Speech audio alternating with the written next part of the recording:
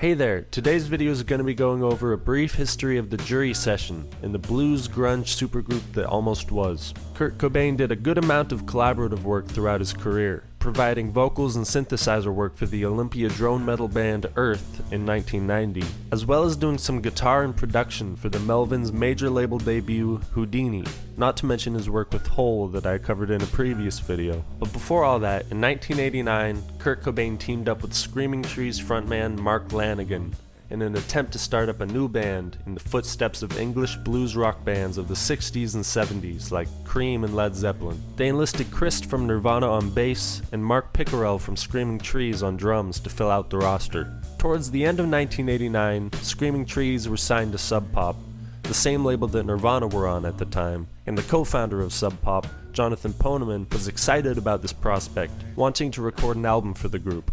Producer Jack Endino, who Kurt and Chris had previously worked with, signed on to produce a session with the group in August of 1989 at his home studio, Reciprocal Recording, in Seattle. Kurt wanted to name the group Lithium, but Mark Pickerel gave the name that stuck, Jury, but Jack Endino just called the band Screaming Nirvana in his session notes.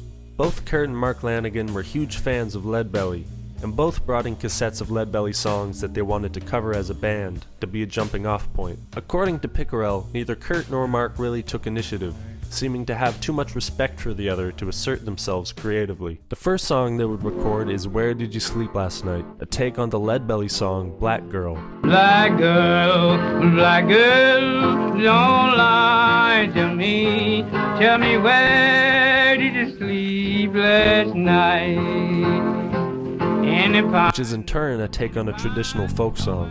Mark Lanegan would sing lead vocals. My girl, don't lie to me. Tell me, where did you sleep last night? In the pines, where the sun never shines. I would chill all night through. We're gonna sing about a gray goose. Next, they would play Grey Goose, a cover of Leadbelly's take on another old folk tune. They swang one Sunday morning. Lord, Lord, Lord, the preacher went a-hunting. Lord, Lord, Lord, he carried along the shotgun. Lord, Lord, Lord, long come a gray goose. Lord, Lord, Lord, the gun went off. This take would be just instrumental, and Jack Endino would firmly deny its existence until working on the 2004 With the Lights Out box set, when he came across it while re-reviewing the session reels.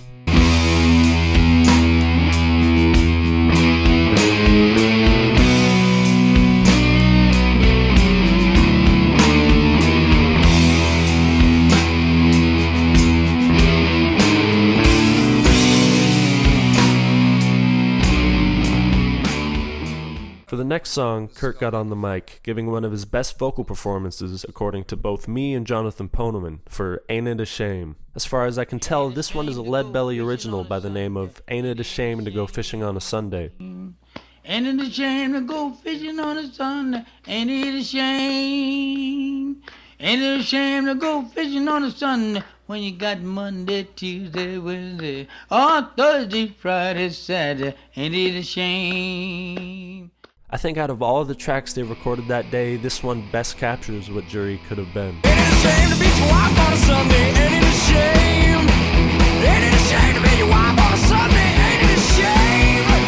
Ain't it a shame to beat your wife on a Sunday when you got Monday, Tuesday, Wednesday, or Thursday, Friday, Saturday? Ain't it a shame? The last song recorded at the Jury Session was a solo song by Kurt. Sitting down with just his guitar, he sang a cover of Leadbelly's take on the traditional He Never Said a Mumbling Word, a Christian song about the crucifixion of Jesus. On a Easter Sunday he rode, on a Easter Sunday he rode, on a Easter Sunday he rode for me.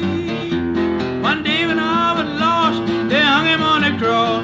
On a Easter Sunday he rode for me. Kurt's version would be titled They Hung Him on a Cross. They hung him on a cross. They hung him on a cross. They hung him on a cross for me.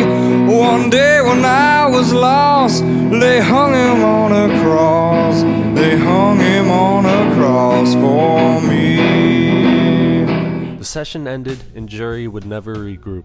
Kurt was putting most of his creative focus into Nirvana, but Mark Lanegan didn't give up hopes of a Jury project just yet. He started forming an idea of an EP of blues covers that would feature Kurt and Chris. Kurt and Mark would even write a couple songs together, but according to Mark, they never wrote them down or recorded them, so they just kind of forgot them. Mark would record one song as proof of concept, but Kurt and Chris weren't too enthused by it. At that point, Sub Pop suggested to Mark that he just turn his EP into a solo album. Mark begrudgingly took this idea and begun to work on The Winding Sheet, his debut solo project. In December of 1989, during sessions for The Winding Sheet, Kurt would stop by and he lent his vocals to the backing of the song Down in the Dark.